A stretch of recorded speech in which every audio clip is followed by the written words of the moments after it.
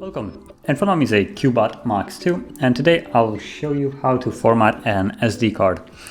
So start off by opening up Settings app. From here, go to the storage, which is right here. And you'll see your SD card, which is right here. Tap on it and then tap on the three dots in the corner and select Storage Settings. And from here you should see Format. So tap on it, Format SD card, and wait for the process to go through.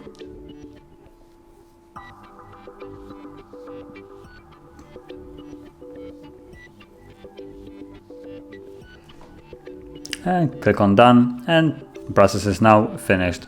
So if you found this video helpful, don't forget to hit like, subscribe, and thanks for watching.